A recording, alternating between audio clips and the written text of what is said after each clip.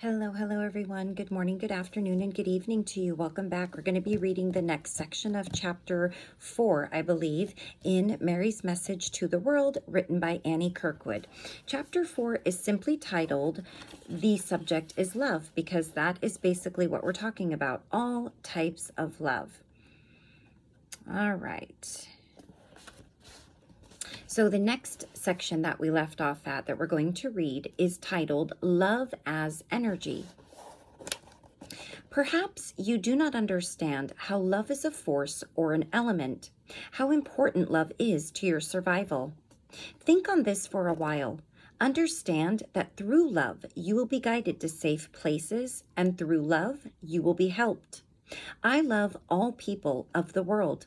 I want each person to increase their ability to love all people in this world, and all beings in this world, and in all worlds. Love is an energy like gas or oil. The difference is that you create waste from burning fossil fuels. With love as an energy, you will not have any bad effects on the environment. All the effects will be good. This is an idea which is unbelievable, but just as you can send your thoughts of love, one day you will be able to travel physically by love. All man has to do is find the right combination to bring this element of love as pure energy to the knowledge of mankind. This idea is not illogical and is truth. There are so many more ways to have energy supplied to the world than the means you are using now. The use of oil is causing many environmental problems for Earth. It is also causing many emotional and political problems. As an emotional problem, consider that you are laying waste to much of the underground. These spaces will not lie dormant for long. These spaces, which are left in the ground, will crumble sooner or later, leaving a vacuum in these underground caverns. Divine love is an energy force and is available as is electricity. It is in the air, so to speak. You can send your thoughts on the wings of love. One day you will be able to send your body on the wings of love. This term, wings of love, is a metaphor and is not exactly how love is used as an energy. Now, dear one, speaking to Annie personally, I do not want to offend you or your intelligence, but I must clarify some things. I can only use those terms which are available to me in your mind. That is, I have to use the words I find in your vocabulary. So if I cannot find the appropriate word at times, I must revert to metaphors or parables. I have read that about channeling.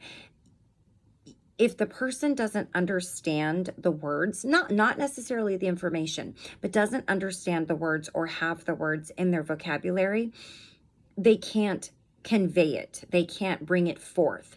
I think the only channelers who can do that are the ones that can clear themselves 100% of their own consciousness for that time being in a temporary way, and there are very few people that can do that. Now, I don't know if Annie Kirkwood was one of these people. I don't really know, but I'm assuming maybe not, since Mary had to make her aware of this. And even probably the most accurate, if not 100% accurate, deal with this issue when channeling. You know, of course, that your mind emits currents of electricity. Also emitted from your mind are currents of vibrations from your emotions, such as love. Love is in everything and only needs to be recognized to come forth. But more knowledge is needed to use the energy of love for propulsion. The exact ability and know-how will come in the future.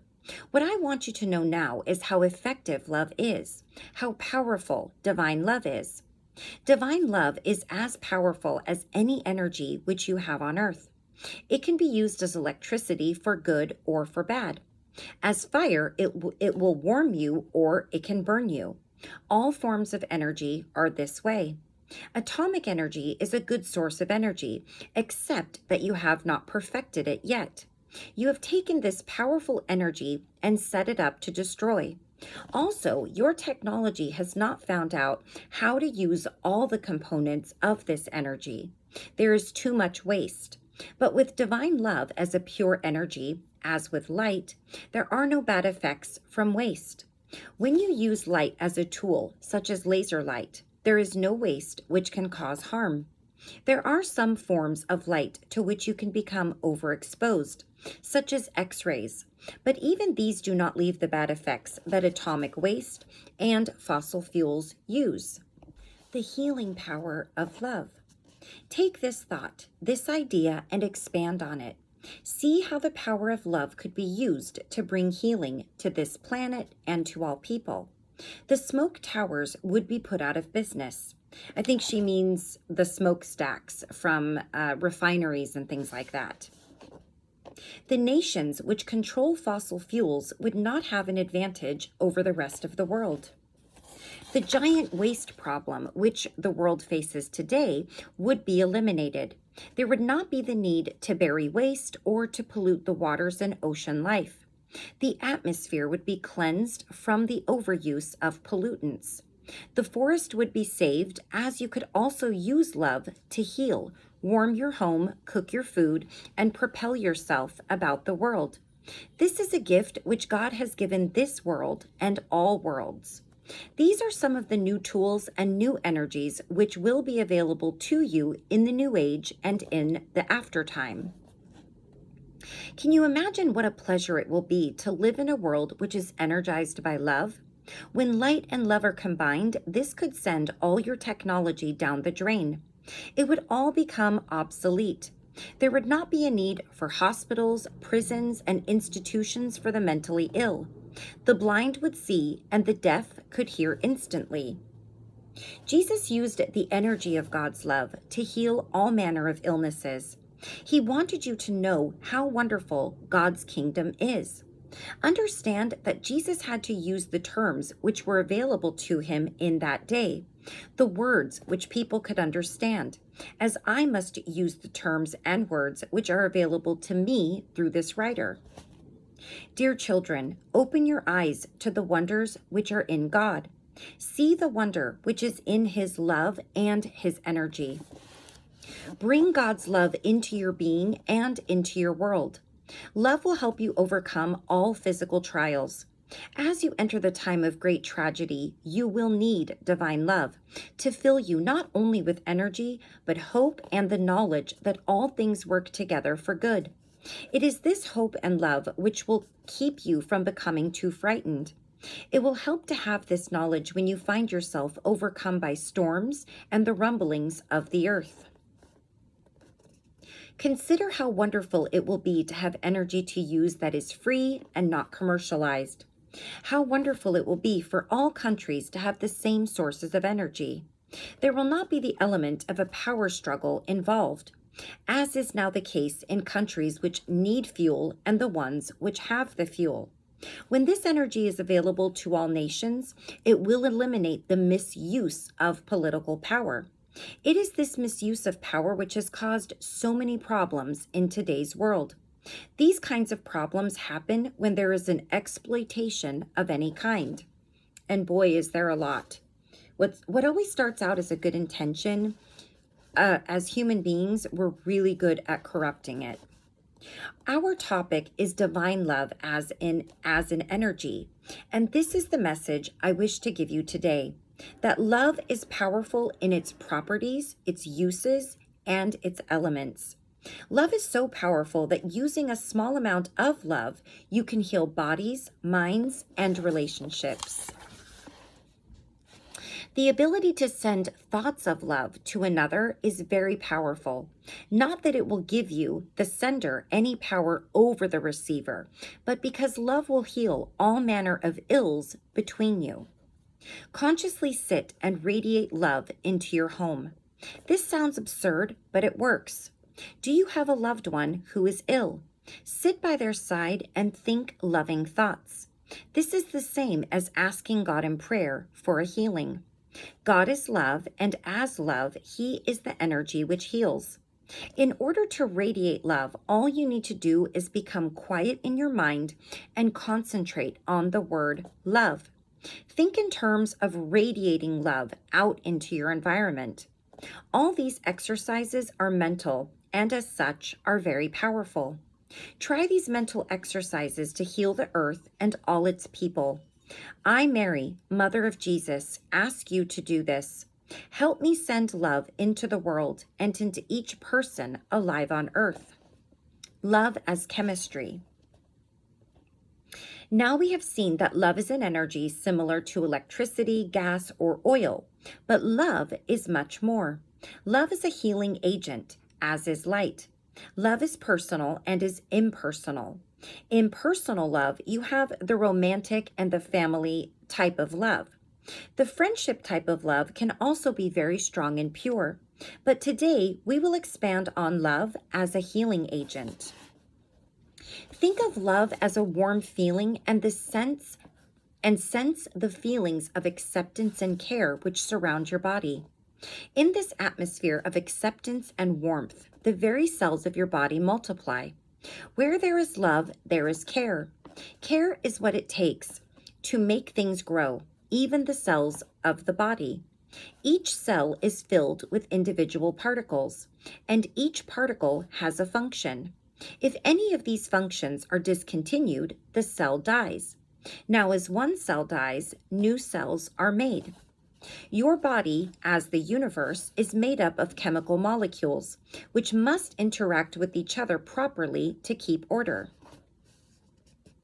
The molecules are suspended in love. This sounds perhaps unlikely and ridiculous, but it is truth. The suspension of molecules is love, and it is love which carries out each chemical process. Love is thus the unseen element which suspends and carries each molecule to its destination. If the chemical process occurs in the body, it is called body fluids, for that is how they are seen on Earth. In the universe, it is called interplanetary expansion. Each molecule is carried and suspended in love, no matter where the molecule is found in the universe. Love, in this way, is a healing agent. The healing agent needs recognition and the calling out in your mind of love to activate and heal your body. Love has a vibrational element of its own. It is a distinct and very intense vibration which moves the molecules along their individual paths. As you call on love in your mind, you set into motion certain vibrations and chemical changes as you think. This in turn causes the vibration of love to scintillate and vibrate along each chemical current, as the charge of electrical impulse is sent throughout the brain. The love vibration carries the chemical changes along the paths of the neurons, and as they run throughout your body, it causes all vibrations of love to begin to scintillate. The chemical elements in your body start to regulate and come into their proper levels. As these levels reach their proper amounts, you feel the healing energy of love. There is a period of time when these changes begin to occur and you begin to feel the effects. At times, the effects are immediate, and at other times, it takes a little longer to feel the effects. Do you realize what this means? God is love.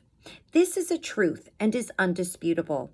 Then it is God himself who is responsible for the chemical changes and the carrying of molecules throughout your body and the universe. Jesus talks about this on a scientific level in the Christ letters, and he talks about exactly where God is located, and that is that he is in every atom and every cell and in every cell within those cells and atoms, beyond anything that we can really comprehend in our mind, for all living things.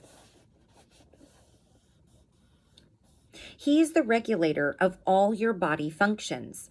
Yes, I hear your question. Why all the illness? Illnesses are caused by many different reasons: unhealthy habits, unhealthy moods, lack of cleanliness, one's thinking, and one's choices. God will not interfere with your choices, even if the choices causes you pain and illness. The implications of this are mind-boggling, are they not? You are the king of your world. You make the decisions for your body and your life. There are lessons which can be learned easier through illnesses. These lessons are spiritual. It is you and your higher self who make this decision. The utopian life you on earth seek is your spiritual life when it is lived from the highest spiritual level. This is your desire, to live in complete happiness. It is your memory of the Garden of Eden. This is what you seek to regain again. My aim in explaining love is for each of you to expand your knowledge and your vision of the spiritual world. My desire for you is to know how God works to preserve your spiritual life. How great His love is for you, that each cell in your body is surrounded by God's love. Each function of your physical body is carried out in God's love. Consider that the physical body is transitory, not permanent. Yet God's love surrounds each cell and is active in each function. How much more active He is in your spiritual existence.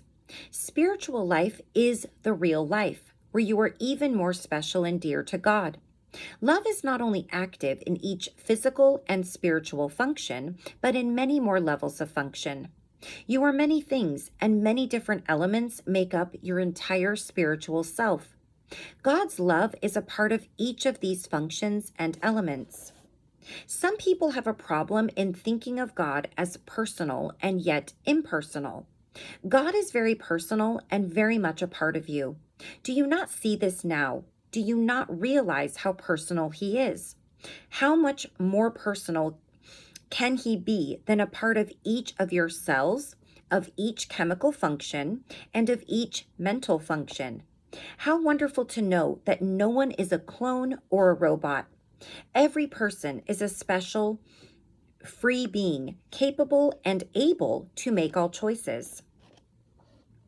Each individual is free to create or destroy his physical life time and again. A clean slate comes with each lifetime and a new chance to rectify your mistakes. All events and all actions become lessons, even illness. Even though God is in each cell and is a part of each function, He does not impose His will on you. This, dear ones, is love. Can you love your spouse, children, or friends in this way? Can you say, no matter what you do or what you say, I will love you and prove it? Freedom to choose and to make mistakes is yours. Freedoms to correct your wrong concepts or to find truth is yours. I think many of us could say that we could love our children no matter what, but can we say that of our spouses?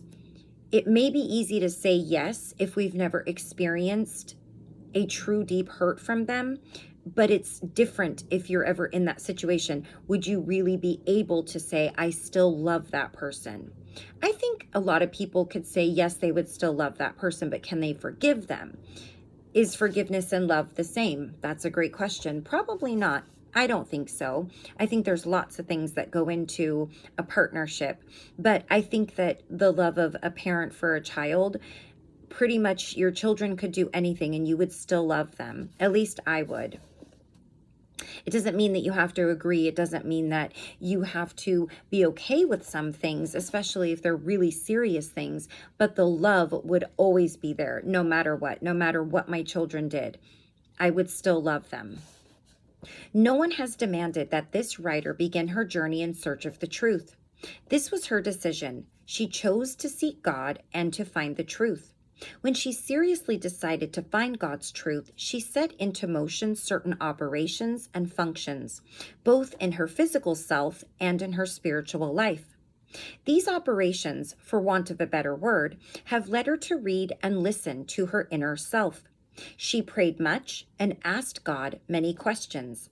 Then she demanded answers. Her first concern was for her family, but then her family grew to include the world. What love God has for each of you, that He is always ready and waiting for a word from you. He is in constant contact with each of you, physically, spiritually, mentally, and emotionally. How could He not be if He is a part of us, so deeply ingrained in our bodies, in our hearts, and in our minds? How could you not have a conversation and a relationship with him? It seems really easy to ask that, but it seems that it's very hard for people to foster that relationship and trust that what they're hearing in here or in here is from God. And that's the biggest thing, is trusting yourself and knowing that what you're hearing is indeed from God. Take these words into your mind and heart and prove their truth. This proving of truth is through prayer and quietness of mind. Allow God to answer your questions. Listen to these words and question the validity in each idea. These are truths which are eternal. A lot of us pray, but do we stop to listen? We pray and pray and pray and say and say and say and talk and talk and talk, but do we stop those things to actually hear the answers, right? My constant request throughout this book is for each of you to turn to your idea of God and pray for yourself, your family, and your world. I am Mary, Mother of Jesus, but it is God who created the universe and all the functions of this universe and all beings. I am not the one to seek for truth, for all truth comes from God and is God. Is all this strange to you? Ask God in prayer to give you the answers to your questions. Dear children of the world, you do not know everything. You do not know much. You have raised your level of intelligence and have attained much in technology, but you did not cause the energy which this level of technology uses. God did. With all your learning and with all your worldly knowledge, you cannot add one star to the sky or change the rotation of the planet. Did you make electricity or merely find it? Oh, that's a good observation. Did you make the waves which carry the images of your television or merely find them? Did you make the atom or merely find it? Take a good look at yourself and see the truth. Can you create worlds and beings? This is God's creation, and these are God's worlds. All nature is created by chemical reactions. All nature is maintained by the same process. These chemical elements float in divine love. If your conscious mind knows very little of chemistry, think in terms of molecules, antigens, and cells for a minute. Each element of life is like a chemical changing. Each changing of chemicals brings new elements to your life. As you see, chemistry, mathematics, and symbols are all matter of life. This matter is carried along into each new change by love. So love is a current, as are the currents of the oceans. Each wave action of love brings changes and new meanings to life. Take this same idea into your life as a total being. As you intermingle and relate with others, your thoughts are carried along by way of love. It is this reaction which impresses you as you meet someone for the first time. It is the acknowledgement of the sameness of mind. The same currents of love are recognized, and either you like this person or you do not. But since nothing is static and all things are in constant change, your feelings toward a person can grow into love and friendship, or can regress into animosity and dislike. Do you see the same principle at work? Do you see that life is constantly changing? Do you understand that the currents which carry your thoughts are chemical reactions of molecules, strands, and spirals? It is these chemical reactions which are set into motion by your feelings and your moods. The only way to control your moods and feelings is by your thoughts. What you think is what you will become. What you fill your mind with is what you fill your life, or is what will fill your life. I'm just going to take a look at how much we're almost done. Okay. The parent-child relationship. Oh, I'm interested in this one. Sorry, my hair is driving me nuts. God is pure love, and as pure love, he is in every cell and in every chemical reaction in the universe. But God also is very personal. He so loves his creation that he made you in his love. He is with you in every action of your body, mind, and heart. Sorry, I live near an Air Force base, and there is a big airplane going over my house. Someone captured this idea in a song of your time, one which says, "Love makes the world go round." This is a truth. Love makes everything go. Love is God in every action and reaction of life. Since love is spiritual, it is hard to identify or to see. You can only see the effects and not the actual love. When you are a babe, you love because you are at that time producing an enormous amount of chemical reactions as you grow. Babies naturally love everything they see. But if a child is born into a home without love and is not given love, he will slow the rate of chemical reactions and growth. Now do you understand why a child who is loved unconditionally grows in stature and in knowledge? Do you see that to guide a child, it is best done in love? Love is in every cell, and a child recognizes sincere love with every breath. Be insincere with a child, and you teach him to distrust. Punish a child too harshly, and you teach him to hate. Distrust, hostility, and antagonism are the beginnings of hate. It is much easier to lead a child in love. Praise is better than condemnation. Praise a child's good points and attributes loudly. Criticize, and you lose a child's interest and faith. I have now entered into the parent-child relationship. The parent-child relationship is the easiest to heal with love, for the small child is chemically active and is surrounded by much love. When you give this child love, he recognizes it and is eager to have more love around him. He will gladly please you in every way. But a precaution to parents: teach a child to please God first, then himself, and later others. Now, this is interesting, and I'm going to veer for a minute, because in the Christ letters, Christ mentions that you don't need to please God. You don't need to even worship God in the way that we have been taught. Not to say that you're not supposed to go to him. And her idea is very different. So I want to say that I don't know if it's the channel or if it's that this book is not quite as deep as this other book, The Christ Letters, which I read recently. That one is for people who really feel pulled to dig into some major questions that they may have about the lack of information we have on certain times in his life, what things he may have said that may have been taken incorrectly or given on purpose incorrectly because of certain reasons. And now she's saying you want to please God first. Whereas in the other book, Jesus says you don't necessarily need to please God. You're here to live your life. There is no sin in the way that we see it. And what we're taught in the Bible is quite different in a lot of ways than what he shares in the Christ letters. And the Bible very much talks about pleasing God. So walking in his way and wanting to live in God's love is more his message. And she may be saying that too, but I think she's trying to, in this book, I think the point is to appeal to the masses, and something is better than nothing. So I think that's the difference in the depth that we're going. But I find it interesting, these little differences that I'm reading. I have found many, but I haven't always pointed them out because I don't want to veer too much.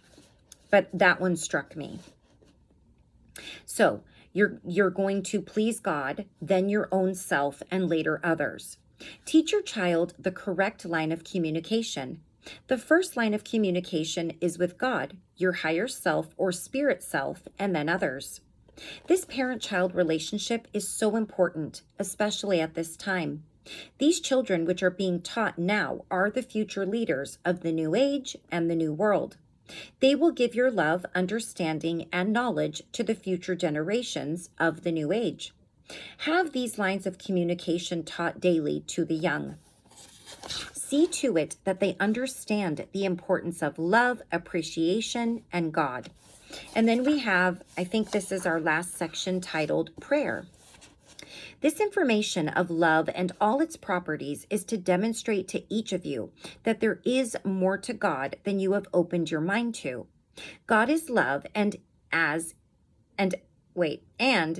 this essence, his power is in every cell and action of your body.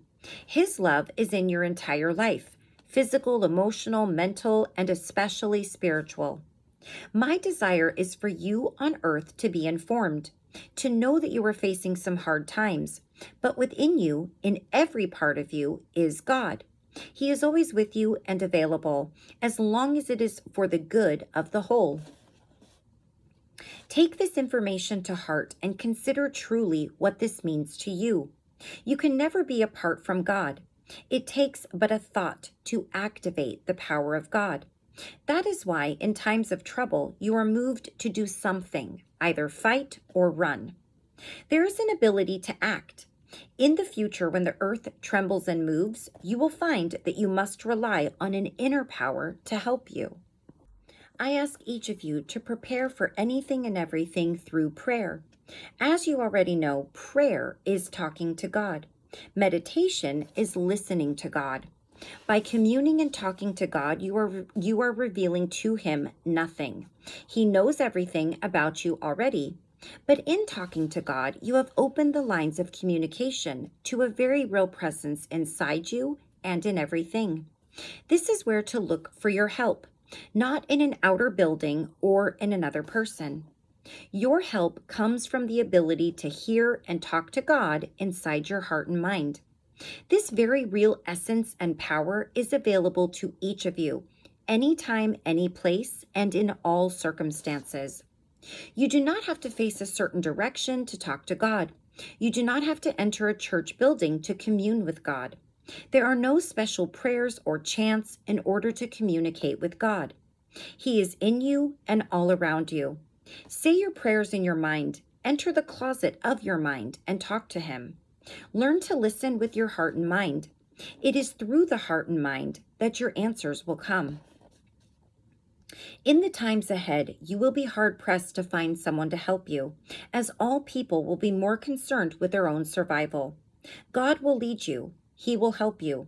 There is one requirement. You must ask God for the help. You must be able to hear his answers.